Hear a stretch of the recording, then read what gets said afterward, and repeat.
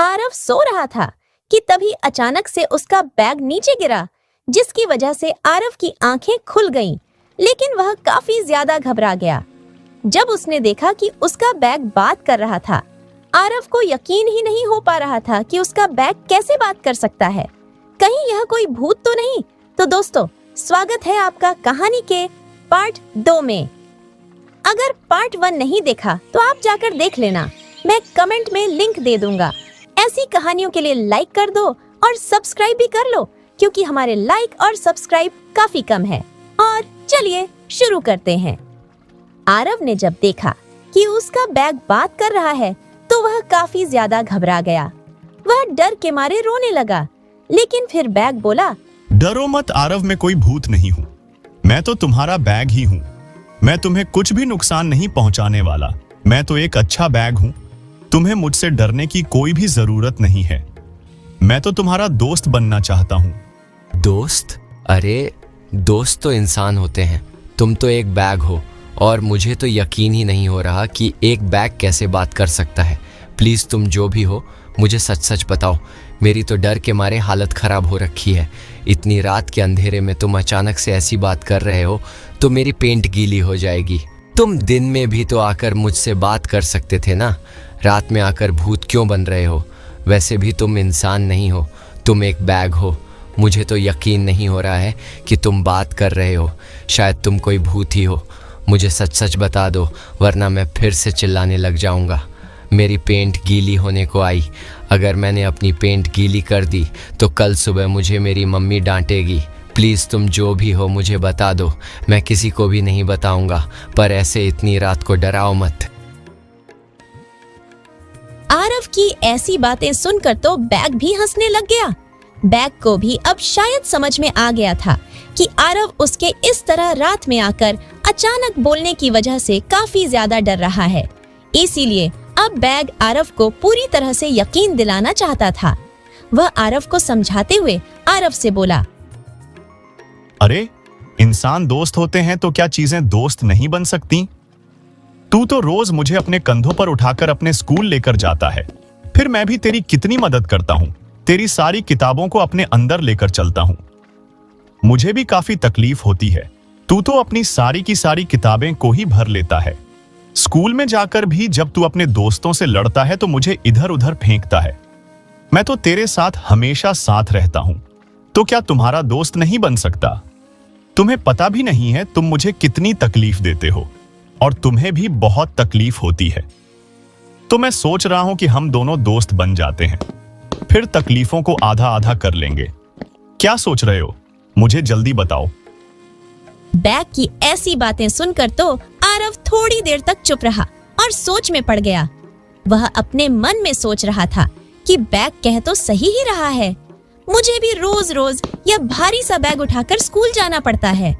अगर बैग मेरा दोस्त बन गया तो यह भी मेरी थोड़ी मदद कर देगा अपनी जादुई शक्तियों से।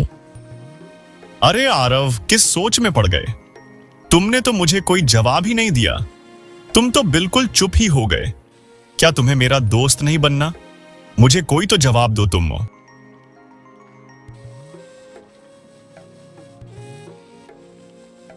अरे नहीं यार, सोचना तो पड़ेगा ना, दोस्ती का सवाल है। एक बैग को जो दोस्त बनाने जा रहा हूँ। वैसे मैं सोच रहा था कि तुम मेरे लिए आखिर क्या क्या काम कर सकते हो। मतलब एक तो तुम्हें दोस्त बनाऊं और मुझे कोई फायदा ही ना हो। तू मेरी मदद करेगा, जैसे होमवर्क समझाना, सवाल हल कराना या टीचर से डांट न खाने देना। अगर तू यह सभी कर पाता है तो मैं तुझे जरूर अपना दोस्त बना लूंगा। बिल्कुल, मैं तुम्हारे यह सारे काम कर सकता हूं। मैं तेरे सारे राज जानता भी हूं। कौन सा पन्ना किताब में कहां है, किस दिन कौन सा होमवर्क मिला था, सब मुझे याद है। अगर तू मुझसे सीखेगा तो पढ़ाई भी आसान लगेगी और मजेदार भी। अब बोल, क्या दोस्त बनेगा मेरा?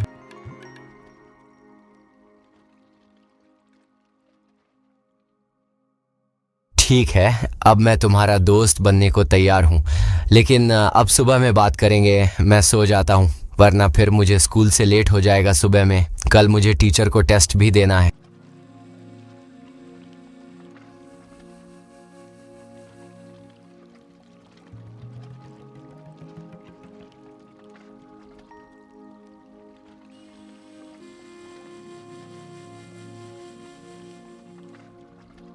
सुबह देर रात तक बैग से बात करने की वजह से आरव की नींद नहीं खुलती। उसकी मम्मी उसे बहुत आवाज लगाती है, लेकिन वह तो आराम से सो रहा था। उसके कानों तक तो आवाज भी नहीं पहुंच रही थी, तो फिर उसकी मम्मी उसके बेड के पास आकर ही उसे आवाज लगाती है। अरे आरव, उठ जाओ, सुबह हो गई, इतनी देर से आवाज लगा रही हूँ। तुम तो सुनते ही नहीं हो मेरी। रोज रोज स्कूल जाने के लिए लेट हो जाते हो फिर तुम।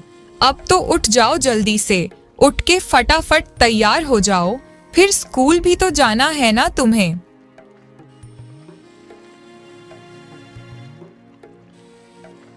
आरव बाकी दिनों की तरह जल्दीबाजी में फटाफट से तैयार होकर स्कूल की ओर निकल जाता है।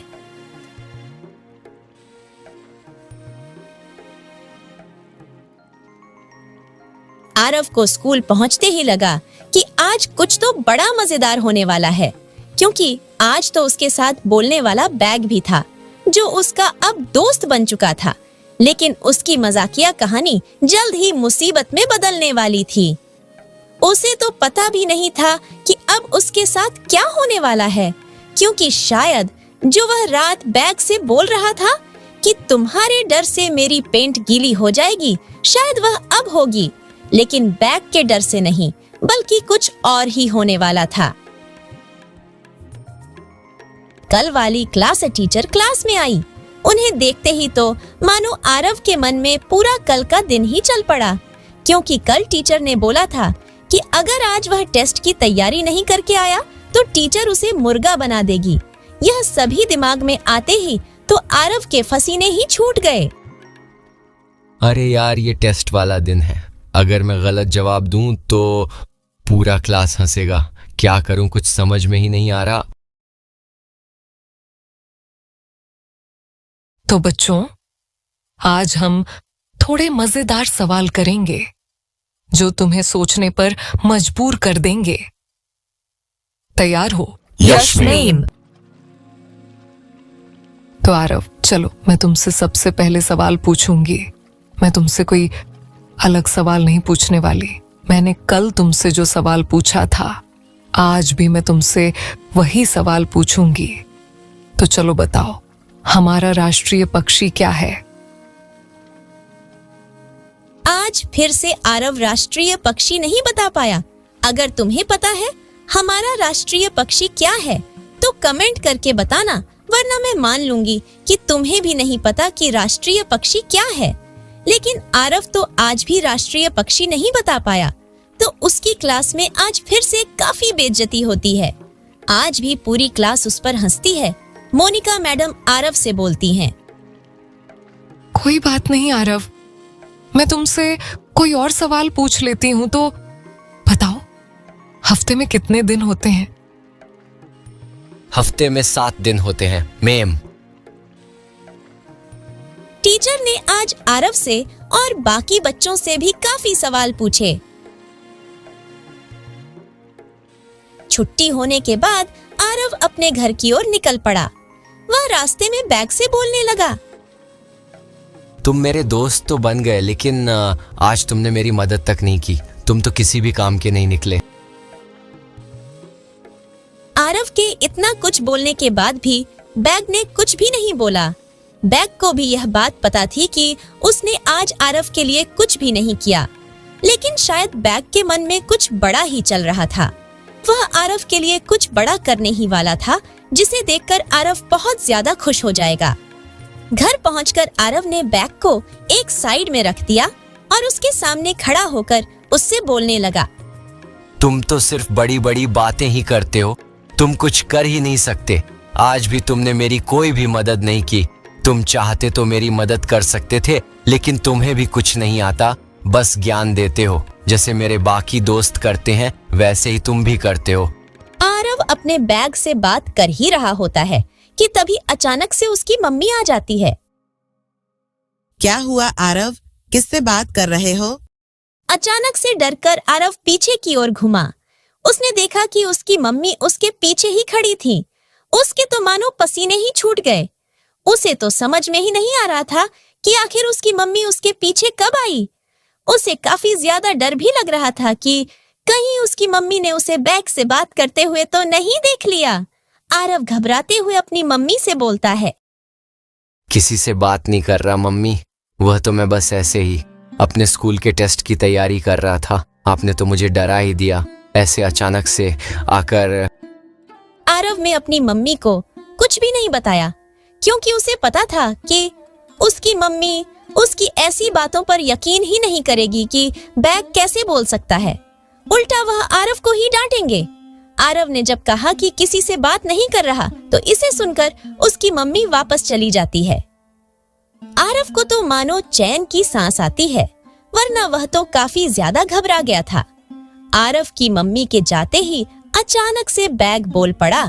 अगर तुम्हें लगता है ना कि मैं तुम्हारे लिए कुछ भी नहीं कर सकता तो तुम गलत हो, क्योंकि अगर मैं क्लास में जब टीचर ने तुमसे सवाल पूछे तब तुम्हें सवालों के जवाब दे देता तो वह एक चीटिंग होती। फिर ऐसे तो तुम सीखना ही नहीं चाहोगे, लेकिन मैं चाहता हूं कि मैं तुम्हें सिखाऊं। फिर तुम खुद से सवालों के जवाब दो और तुम खुद सीखो। बस मैं तुम्हारी सीखने में मदद कर सकता हूं, तो तैयार हो जाओ मेरा जादू देखने के लिए। बैग के ऐसा बोलते ही अचानक से बहुत तेज रोशनी हुई और एक किताब प्रकट हो गई। ये कोई आम किताब नहीं थी, यह एक ऐसी किताब थी जिसमें सभी सवालों को चित्र के माध्यम से समझाया गया था। जब आरव ने इन सभी को देखा तो उसकी तो खुशी का ठिकाना ही नहीं रहा, क्योंकि अब उसके लिए चित्रों के माध्यम से किसी भी सवालों को समझना काफी आसान हो गया था। आरव खुश होकर बोला, वाह बैग, अगर पढ़ाई ऐसे ही होती तो मुझे कभी डर नहीं लगता। याद रख आरव, मैं तुझे रास्ता दिखा सकता हूं, लेकिन मेहनत तुझे ही करनी होगी। खेल खेल में भी अगर तू रोज थोड़ा थोड़ा सीखेगा तो पढ़ाई कभी बोझ नहीं लगेगी। हाँ बैग, अब मुझे सब समझ आ गया है। आज तक मैं सोचता था कि तू बस बोझ है, मुझे थका देता है, लेकिन असल में तू ही मेरा सबसे बड़ा साथी है। तेरे अंदर छुपी ये किताबें ही मेरी असली ताकत है। अब मैं कभी पढ़ाई से भागूंगा नहीं, मैं मेहनत करूंगा, सवालों को खेल की तरह हल करूंगा और गलती करने से डरूंगा भी नहीं, क्योंकि गलती ही मुझे सही रास्ता दिखाएगी। धन्यवाद मेरे दोस्त, तूने मुझे सिखाया कि पढ़ाई बोझ नहीं बल्कि ज्ञान का खजाना है। अब चाहे टीचर सवाल पूछें या दोस्त हंसे, मैं पूरी हिम्मत से जवाब दूंगा और देख लेना, एक दिन सबको मुझ पर गर्व होगा। बच्चों, इस कहानी से हमें ये शिक्षा मिलती है कि पढ़ाई को कभी बोझ मत समझो। अगर हम उसे खेल और मजे के साथ करें तो वही पढ़ाई हमें ताकत देती है। अगर तुमने इस कहानी का शुरुआती पहला पार्ट नहीं देखा है तो स्क्रीन पर टैप करके देख लो। और भी जादुई कहानियां के लिए तुम हमारे चैनल को सब्सक्राइब कर लो और चैनल पर जाकर बाकी कहानी देख लो। तुम अपना कमेंट करना और वीडियो को लाइक करना बिल्कुल भी मत भूलना और बताना कि हमारा राष्ट्रीय पक्षी क्या है।